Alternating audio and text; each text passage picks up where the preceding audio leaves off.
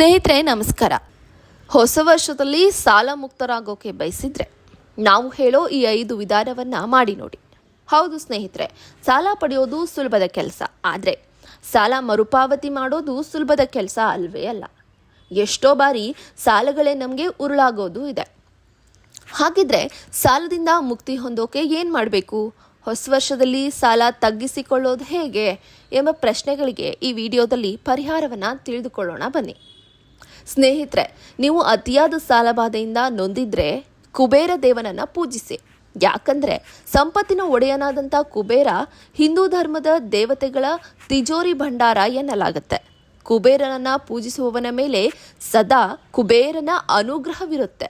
ಹಾಗಾಗಿ ಜಗತ್ತಿನ ಸಕಲೈಶ್ವರ್ಯದ ಅಧಿಪತಿಯಾಗಿರೋ ಕುಬೇರ ಯಂತ್ರವನ್ನು ನಿಮ್ಮ ಮನೆಯಲ್ಲಿಟ್ಟು ನಿಯಮಿತವಾಗಿ ಪೂಜಿಸಿದರೆ ಸಾಲದ ಸಮಸ್ಯೆಗಳಿಂದ ನೀವು ಮುಕ್ತರಾಗಬಹುದಾಗಿದೆ.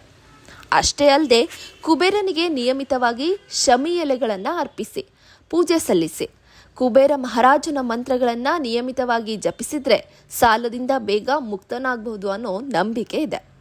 ಇನ್ನು ಬೇಗ ಸಾಲ ಮುಕ್ತರಾಗಲು ಕುಬೇರ ಮಂತ್ರ ಓಂ ಶ್ರೀಂ ಓಂ ಹ್ರೀಂ ಶ್ರೀಂ ಓಂ ಹ್ರೀಂ ಶ್ರೀಂ ಕ್ಲೀಂ ವಿತ್ತೇಶ್ವರಾಯ ನಮಃ ಎಂದು ಪ್ರತಿನಿತ್ಯ ಜಪಿಸಿ.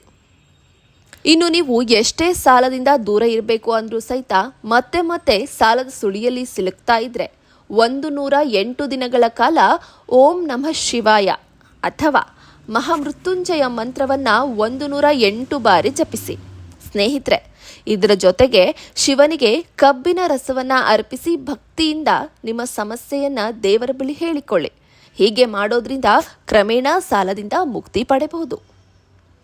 ಇನ್ನು ನೀವು ಸಾಲದ ಚಿಂತೆಯಿಂದ ಹೆಚ್ಚು ತೊಂದರೆಗೀಡಾಗಿದ್ರೆ ಶನಿವಾರ ಸಂಜೆ ಅರಳಿ ಮರದ ಕೆಳಗೆ ಸಾಸಿವೆ ಎಣ್ಣೆಯ ದೀಪವನ್ನು ಹಚ್ಚಿ ಬನ್ನಿ.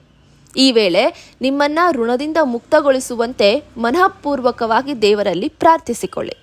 ಶನಿವಾರದಂದು ಈ ಪರಿಹಾರವನ್ನು ಮಾಡೋದ್ರಿಂದ ಇದು ನಿಮ್ಮ ಎಲ್ಲ ಆಸೆಗಳನ್ನು ಪೂರೈಸುತ್ತೆ ಅನ್ನೋ ನಂಬಿಕೆ ಇದೆ.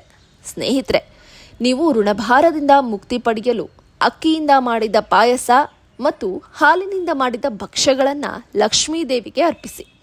ನಂತರ ಈ ಪ್ರಸಾದವನ್ನು ತಾಯಿಗೆ ಅಥವಾ ಮನೆಯ ಹಿರಿಯ ಮಹಿಳೆಗೆ ತಿನ್ನಲು ಕೊಡಿ. ಹೀಗೆ ಮಾಡೋದ್ರಿಂದ ಕ್ರಮೇಣ ನಿಮ್ಮ ಸಂಪೂರ್ಣ ಸಾಲ ಕಡಿಮೆಯಾಗುತ್ತಾ ಹೋಗುತ್ತೆ. ಸಾಲದ ಋಣದಿಂದ ಸಂಪೂರ್ಣವಾಗಿ ಮುಕ್ತಿ ಹೊಂದೋಕೆ ಬಯಸಿದ್ರೆ ಪ್ರತಿದಿನ ಕೆಂಪು ಬೇಳೆಯನ್ನು ದಾನ ಮಾಡಿ. ಇದರಿಂದ ಸಾಲವನ್ನು ಕ್ರಮೇಣ ಕಡಿಮೆ ಮಾಡಬಹುದು. ಅಲ್ಲದೆ ಪ್ರತಿ ಮಂಗಳವಾರ ಶಿವನ ದೇವಾಲಯಕ್ಕೆ ಹೋಗಿ ತೊಗರಿ ಬೇಳೆಯನ್ನು ದಾನ ನೀಡಬೇಕು. ನಂತರ ದೇವಸ್ಥಾನದಲ್ಲಿ ಕುಳಿತು ಋಣಮುಕ್ತೇಶ್ವರ ಮಂತ್ರವಾದ ಓಂ ಋಣಮುಕ್ತೇಶ್ವರ ಮಹಾದೇವಾಯ ನಮಃ ಎಂದು ಕನಿಷ್ಠ 108 ಬಾರಿ ಹೇಳಿ. ಇದರಿಂದ ನಿಮ್ಮ ಸಾಲ ಕಡಿಮೆಯಾಗಲಿದೆ. ಸ್ನೇಹಿತರೆ, ಇದೇ ತರಹದ ಜೀವನಕ್ಕೆ ಮಾರ್ಗಸೂಚಿಯಾಗುವ ವಿಡಿಯೋಗಳಿಗಾಗಿ ನಮ್ಮ ಚಾನಲನ್ನು ಸಬ್ಸ್ಕ್ರೈಬ್ ಮಾಡಿಕೊಳ್ಳಿ. ಈ ಮಾಹಿತಿ ನಿಮಗೆ ಸರಿ ಅನಿಸಿದರೆ ನಿಮ್ಮ ಸ್ನೇಹಿತರೊಂದಿಗೂ ಹಂಚಿಕೊಳ್ಳಿ. ಧನ್ಯವಾದ.